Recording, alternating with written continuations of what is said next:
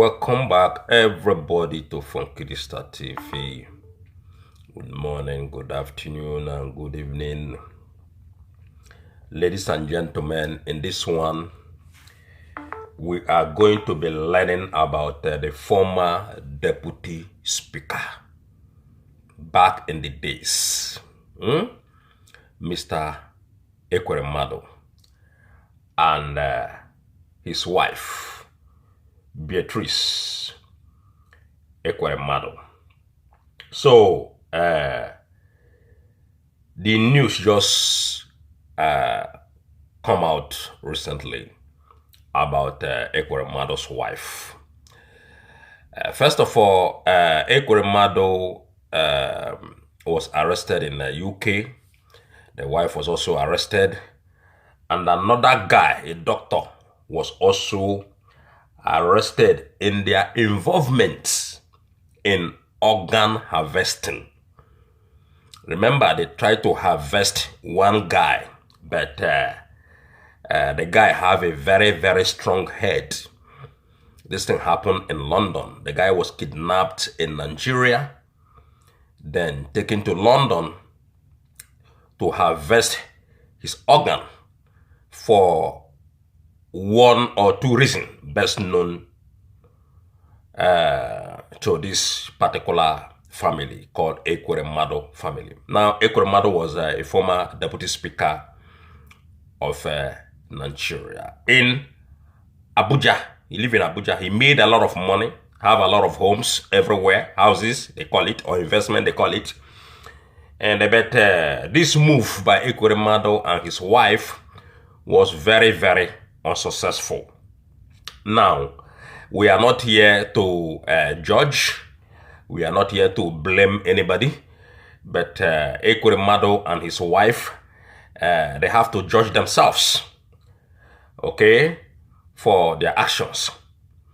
And the news said that Ekweremadu was given 10 years in prison, while his wife was given 6 years in prison.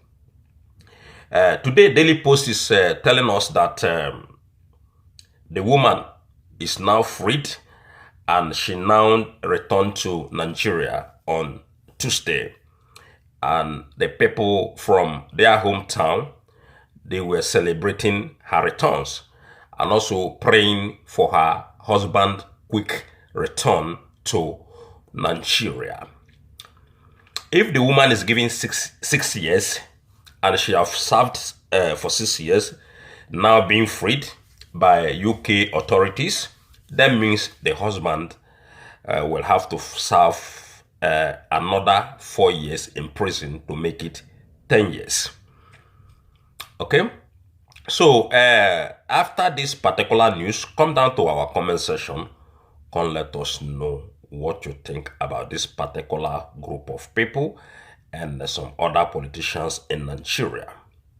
Ladies and gentlemen, if a senator can harvest someone's organ, if somebody of that nature, a public servant,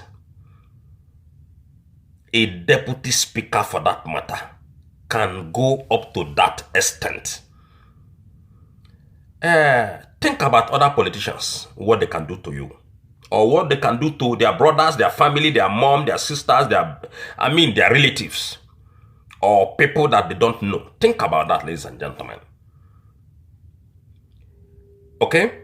I thought these people, they are supposed to be gentlemen, but I don't know. So you come and tell us what you think about this particular group of people, the politicians in Nigeria, and their actions. All right. Remember,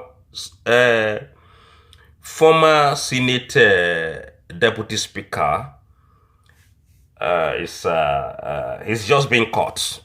Imagine, up to today, the man is still doing what he's doing the business without being caught. Imagine like how many souls could have gone.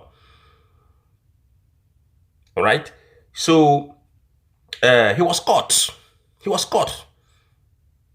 Okay. And he is not the only person He's not the only bad senator. He's not the only politician doing such a thing in Nigeria. He ran out of luck. So let's take a look on this particular headline coming from the Daily Post. Let's see how they are celebrating the return of this lady, Beatrice Ekweremadu, the wife to the former Senate president. Right. Ekweremadu's wife, freed from UK prison, returns to Nigeria. Mrs. Beatrice Ekweremadu, wife of former Deputy Senate President, Senator Ike Ekweremadu, is back in Nigeria. A competent source disclosed the development to Daily Post on Wednesday. According to the source, Mrs. Ekweremadu returned to Nigeria on Tuesday. Daily Post records that Senator Ike Ekweremadu, the wife and one Dr. Obita, was sentenced to prison by a UK court for their involvement in organ harvesting. The former Deputy Senate President was sentenced to 10 years, while his wife was sentenced to 6 years. Daily Post reports that the return of Mrs. Ekweremadu is being celebrated across Enugu State, with many praying to have the Deputy Senate President back in the shortest possible time. So people are celebrating this woman. People are celebrating this woman. In fact, still hoping for this man to come back to Nigeria. They're also praying for the man, hoping for the man to come back to Nigeria. So,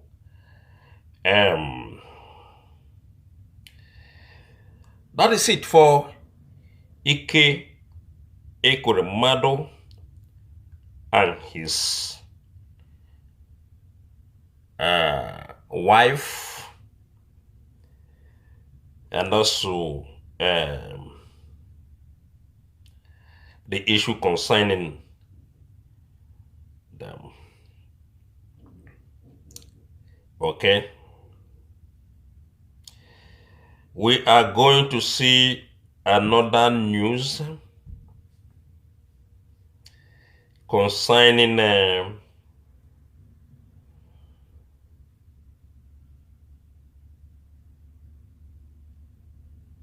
some Nigerian people claiming that if President Trump, the newly elected American president, want to be their friend, they can also be his friend. Yeah, this is what they are saying in Nigeria. Okay. And first of all, I want to talk a little bit about President Trump, because I admire the man's style of leadership. A lot of people misunderstood Mr. Trump. The man is a tough man, and he says what he can do. He do what he says that he's going to do. Nigerian politicians, they are not like that. Trump is a man. When they say man, you understand, the most resilient person of all time in the history of the world. Okay? Nobody can go through what Mr. Trump have gone through. Nobody can hit his hand on the chest to try to go through what Mr. Trump have gone through. The man have gone through a lot, and the man have to be respected. Remember, this is the the very last time the man is going to be American president. And this time around, the man is not effing around with anybody at all. And the man never F around. He's a solid president. And after his 4 years, a lot of people, both America and the world, they are going to miss this man called Mr. Trump, because his style of leadership is very, very different. Like I said, the man is no joke. It's not like African presidents. It's not like Nigerian's president, past and present. No, there is never a person like this man in the whole world. There is never a person, a president like this man in the whole world.